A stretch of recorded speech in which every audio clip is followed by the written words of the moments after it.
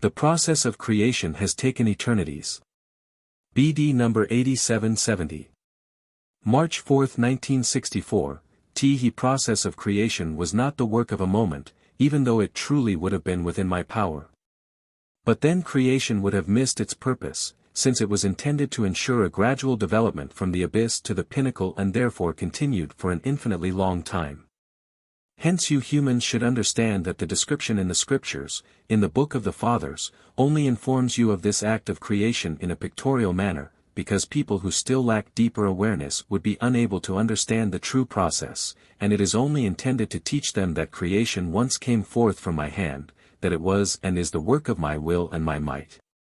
Anyone who wants to delve deeper will also come to a more profound understanding. At first it is only necessary to know of a power which brought everything into existence the human being can see around himself, as well as the creations he is unable to see. Before the far-reaching correlations can be explained to him, he has to know about the original beginning of what my strength of love emanated as independent beings. And he has to know about these beings' apostasy from me and the immense original sin with which the beings were then burdened. Only then can the emergence of creation and the process of return through creation be explained to him. But anyone with an unenlightened spirit will hold on to the letter and will never clearly understand it, since he is not open to instructions by spiritually enlightened people either. Every work of creation required an infinitely long time of preliminary development which, however, always related to the spiritual substance which should progress within a work of creation. It had fallen so low that it also needed an endless length of time in order to ascend again within the various kinds of creations. From the most primitive to the most beautifully formed works brought into existence by my will in order to shelter the spiritual substance and enable its path of ascent. And therefore the creation work earth, too, was, in the beginning, a mere cluster of utterly immature spirits whose substances gradually condensed to form a mass which could not yet be described as hard matter but had to be understood as basic elements, without form but with tremendous effect of strength, for they contained totally uncontrolled spiritual substances. Yet my wisdom distributed everything in the right measure and used every element for my creative work, so that separate forms arose which had to comply with their destined purpose. And thus began the slow construction of the visible works of creation, which continued for an endless time until the earth started to show vegetation and increasingly more mature spiritual substances were able to occupy those creations to travel the path of higher development in this plant world. Then followed the first living beings. Creations, which could already perform a certain, albeit very small, task imposed on them by natural law.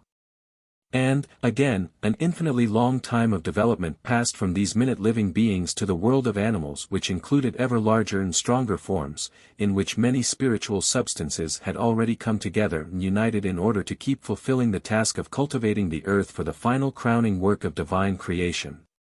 For the human being, who had to pass through all those preliminary stages and whose soul now is the composition of all those tiny particles which belonged to a once fallen original spirit and which, in a dissolved state, had to go through all works of creation in order to gradually evolve again in this way. Consequently, the human being could not have been created at the time of creating the world. Just as all works of creation have never been my instant work, precisely because the slow advancement had to proceed first, where the whole of the creation work would have been meaningless and without purpose, for it did not come into being for my sake but for the sake of my fallen living creations, and thus was also meant to fulfill the purpose of leading the fallen spirits back to me again. And yet, every work of creation was my externalized thought, which was always implemented when the spiritual substance had reached a certain degree of maturity and required a new form in order to continue its path of development. And thus different creations arose periodically. The plant world only became necessary when the world of rocks released the spiritual substance, which then required a new and lighter form. And likewise small and minute-living creations arose after the creation of the plant world. And only I knew when one was necessary for the other, and I also knew how much time the larger living creations, the animals up to the pre-Adamites, would need to mature their embodied soul substances. Hence I also knew when the time had come that the individual tiny particles of the spiritual being had merged again in order to embody itself as soul in the last form. Then I externalized a work of creation again. The human being, whose external shape is so skillfully created that a maturing to final perfection will be possible.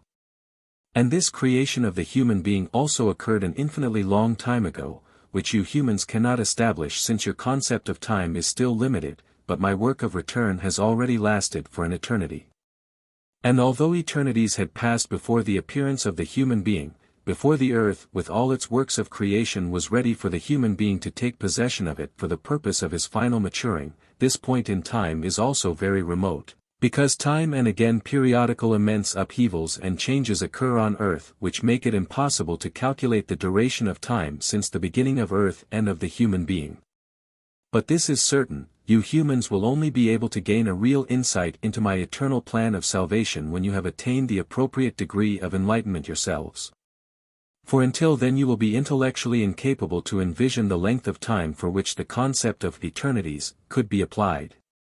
And for as long as your spirit is still unenlightened it has to be explained to you in an illustrative manner. Only an awakened spirit will be able to gain deeper insight, yet ultimate wisdom will only become explicable when it enters the kingdom of light where everything can be revealed because everything will then also be comprehensible. Amen.